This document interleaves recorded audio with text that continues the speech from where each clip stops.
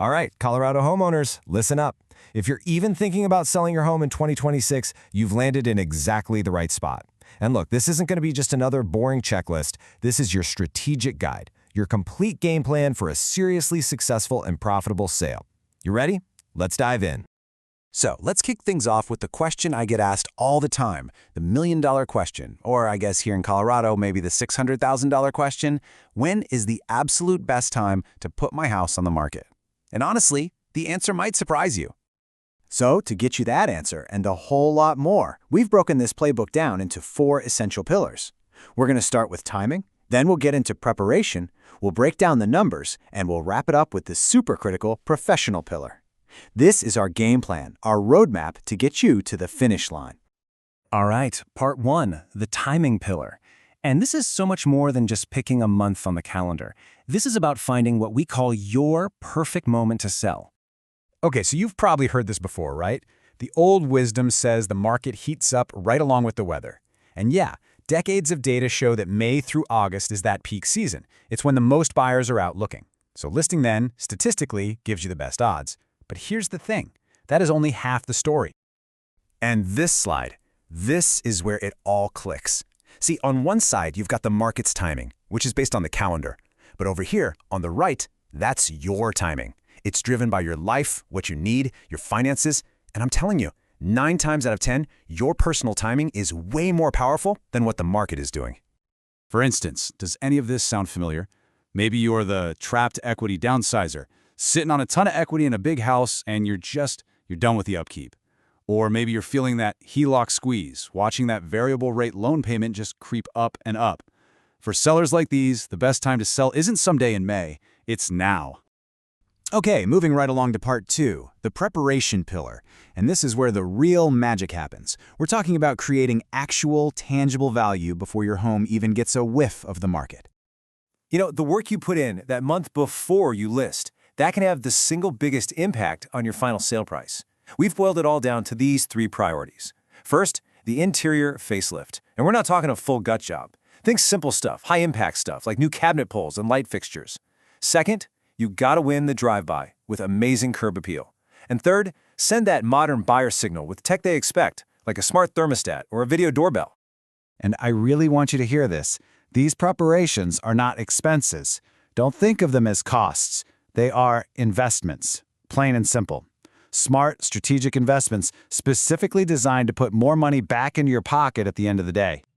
All right, let's talk money. Part 3, the numbers pillar. Look, nobody loves talking about costs, but we have to. Because if you don't get a handle on the numbers, there's no way you can possibly maximize your final profit. When you really look at all the costs of selling, they kind of just fall into 3 big buckets. First, you've got agent commissions. Then you've got your strategic investments. That's the prep work we just talked about, plus maybe some incentives for the buyer. And finally, you've got your standard closing costs and taxes to make the sale official. So what does that actually look like here in Colorado? Let's put some real-world percentages on this. Agent commissions typically run between 5 and 6%. A smart seller credit, maybe to help the buyer with their interest rate, could be around 2 to 3%. And then your closing costs and taxes are going to land somewhere between 1 and 2% of that sale price. Okay, so how does this all add up? Let's walk through an example. Let's say your home sells for $600,000. From that, we subtract the commissions, any concessions you give the buyer, your prep costs, the closing fees, and of course, the big one, paying off whatever's left on your mortgage. And what's left over? That number right there, the estimated net proceeds, that is the number that actually matters. And that brings us to our final pillar. And honestly, this might be the most important decision you'll make in this whole process. We're going to tackle that big debate. Should you sell it yourself, first sale by owner, or hire an agent? And we're not going to use feelings or opinions. We're just going to look at the cold, hard data. Okay, so check this out. According to the National Association of Realtors, the median sales price for a home sold directly by the owner was $310,000. Okay, just lock that number in your brain for a second. Now, look at this number.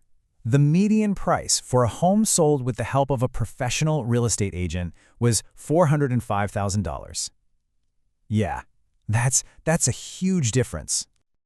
We are not talking about a few $1,000s here. That is a 30% difference in the final sale price. I mean, just let that sink in for a moment. This is probably the single most important statistic any home seller needs to see. So you're probably thinking, yeah, but what about the commission? Great question. Let's look at that. Even after you pay the agent's commission, that much higher sale price usually means you walk away with way more money. In this example, you're putting an extra $57,000 in your pocket. See, the agent didn't cost you money. Their expertise made you money. So why? How is that even possible? Well, it's not magic. An agent brings an expert pricing strategy from day one. They get you massive exposure through the MLS that you just can't get on your own. They're a professional negotiator who deals with lowball offers for a living, and they manage all the legal headaches and risks. That's why. So, I want to leave you with this one final thought. Stop thinking of an agent's commission as a fee you have to pay. It's not a fee. It is an investment. It's an investment in walking away with a higher profit, with way less risk, and with a whole lot less stress. You've got the playbook now, so go make it happen.